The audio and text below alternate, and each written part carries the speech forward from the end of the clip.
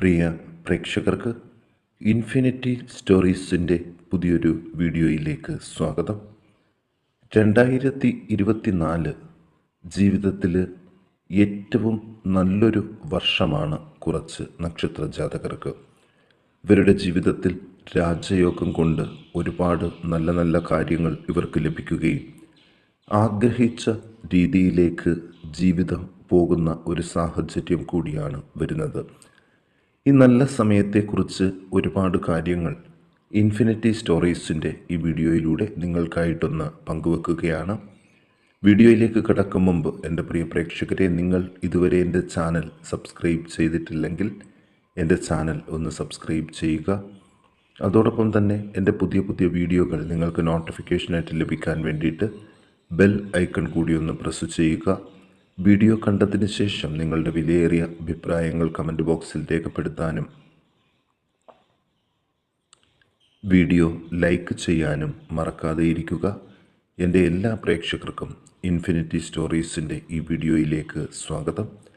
നമുക്ക് ആദ്യം തന്നെ മേടക്കൂറിൽ പിറന്ന അശ്വതി ഭരണി കാർത്തിക നക്ഷത്ര ജാതകരെക്കുറിച്ച് നോക്കാം.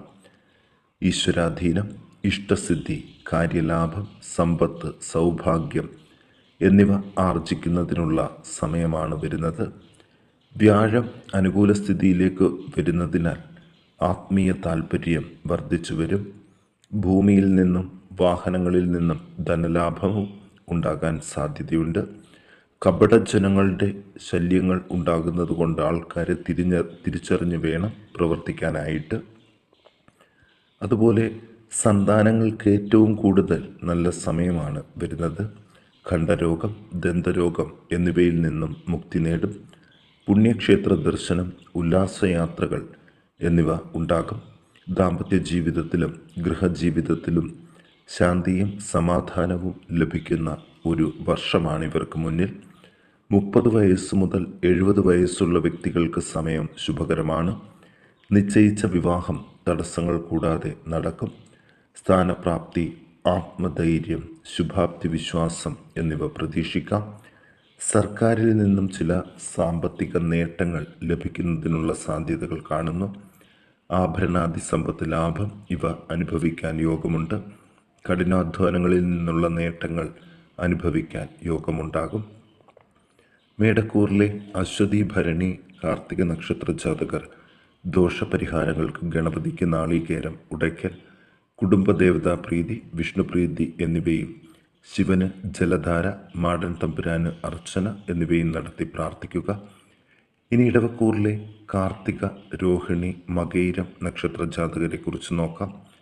വ്യാഴം 12-ലും സർപ്പൻ, രവി, ബുധൻ എന്നിവരുടെ മറവും 2-ലെ ശുക്രൻ, 3-ലെ ചൊവ്വ, 6-ലെ കേതു എന്നിവരുടെ സ്ഥിതിയും മൂലം താൽക്കാലികമായി കൈവന്ന ഭാഗ്യങ്ങൾക്ക് 2024 ആദ്യ മാസങ്ങളിൽ ഒന്ന് മങ്ങലേൽക്കുമെങ്കിലും പിന്നീട് അങ്ങോട്ടിവർ കുതിച്ചുയരുന്നൊരു സാഹചര്യമാണ് കാണുന്നത്.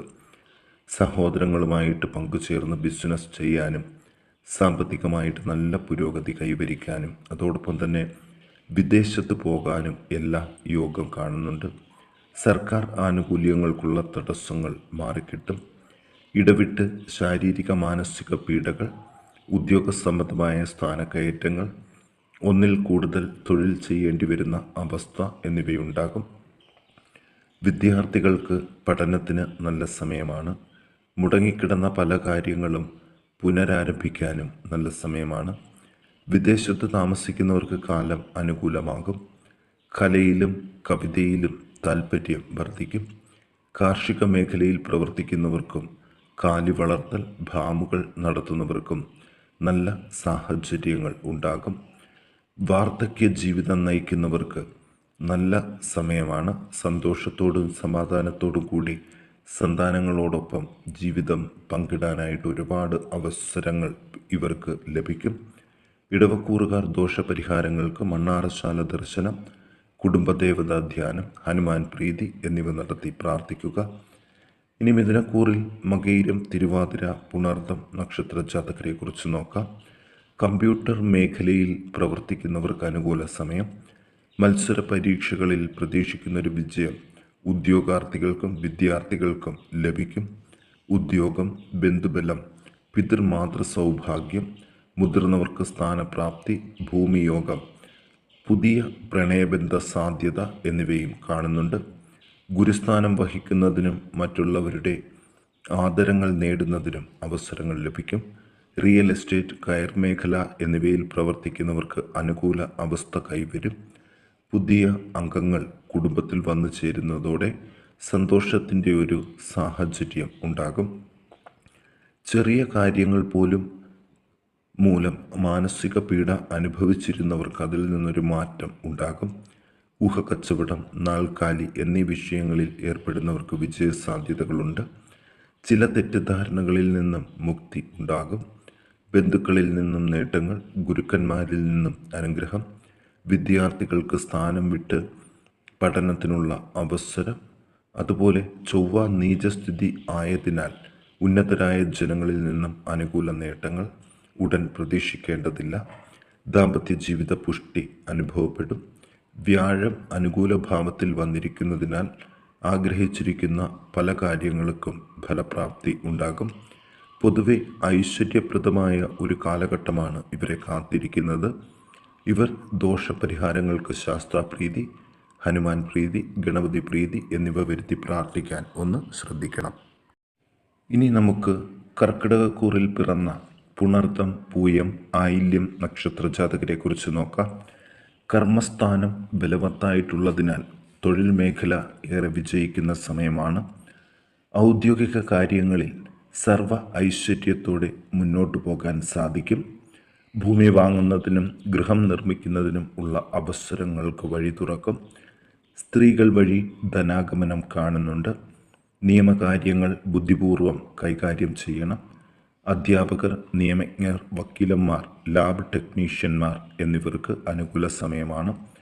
ഇടവിട്ട് ജലദോഷം, ഖണ്ഡരോഗം, വാതരോഗങ്ങൾ എന്നിവയ്ക്ക് സാധ്യതയുണ്ട്.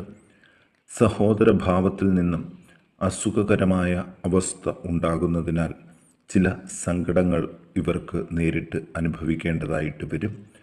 അതുപോലെ രക്തസംബന്ധമായ അസുഖങ്ങളിൽ നിന്ന് മുക്തി നേടാൻ സാധിക്കും. ഭൂമി തർക്കങ്ങൾ ഉണ്ടാകും.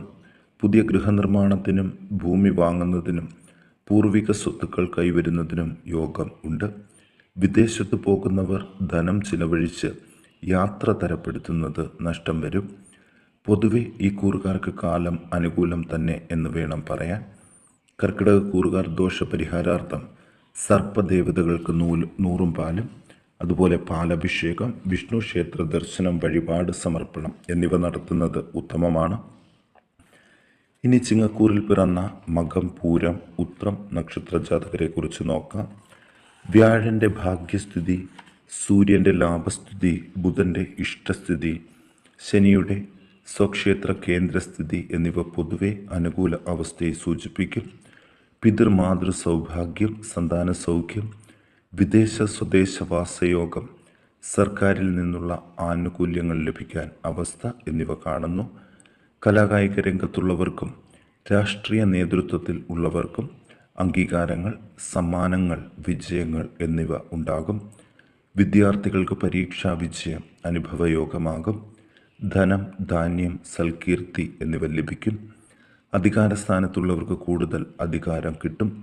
കുഞ്ഞുങ്ങൾക്ക് ആരോഗ്യ സമ്പുഷ്ടി, വിവാഹപ്രായം എത്തിയവർക്ക് അനുകൂലമായ ബന്ധങ്ങൾ എന്നിവ വന്നു ചേരും.